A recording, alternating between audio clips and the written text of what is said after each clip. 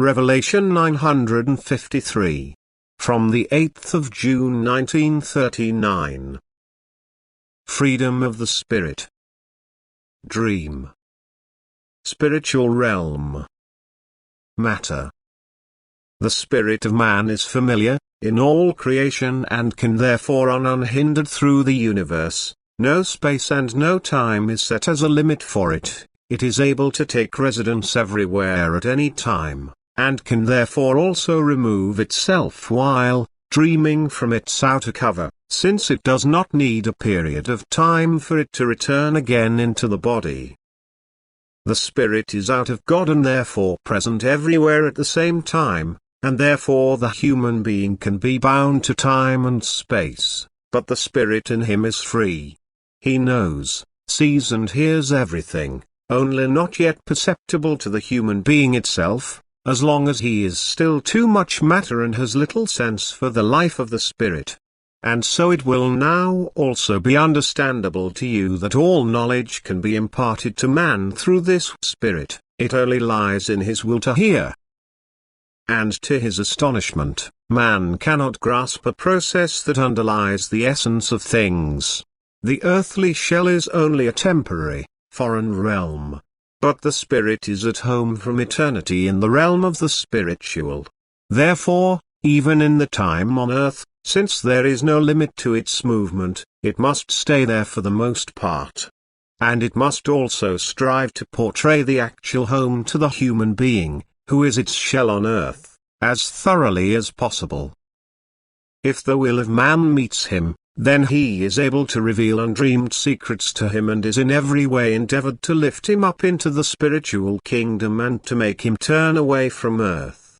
The slightest will of man is enough that the spirit pushes itself forward, because the flight to the height in spiritual spheres is most welcome to it, if it could only once break through the spiritual human darkness, and exactly this will has freed it.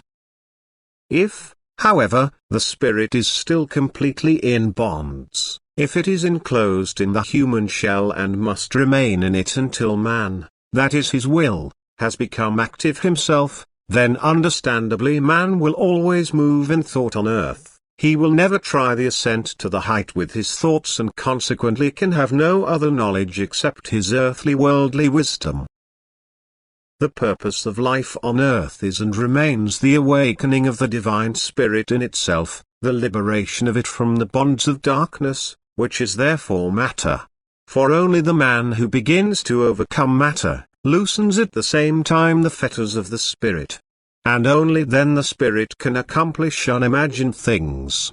For only now it can unfold, the spiritual kingdom is open to it, and it can now also let man have insight into this. He can, so to speak, bring the spiritual kingdom close to man, increase the longing for it, so that man's will is only meant for the attainment of spiritual glory. What reveals itself to man in a dream is often a pictorial representation of the spiritual life, and also in cases where warnings are to be sent to man, they are direct indications of some events. But the spirit will always want to express itself to man, it will always want to transfer something from the spiritual kingdom into the consciousness of man to influence his thoughts to turn more towards the spiritual. It is so extremely important to cherish just such thoughts and to pay attention to them, but man in his sober thinking, rejects all too readily all such thoughts, which could let him digress from his earthly activity.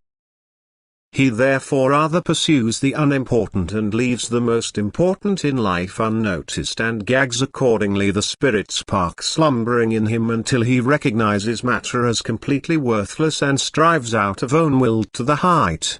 That is, the spirit in itself then gives the freedom to rise into the spiritual kingdom at any time. Then he will be able to create again and again, because unlimited spiritual truth can go to him through the Spirit of God that has become active in him. Amen.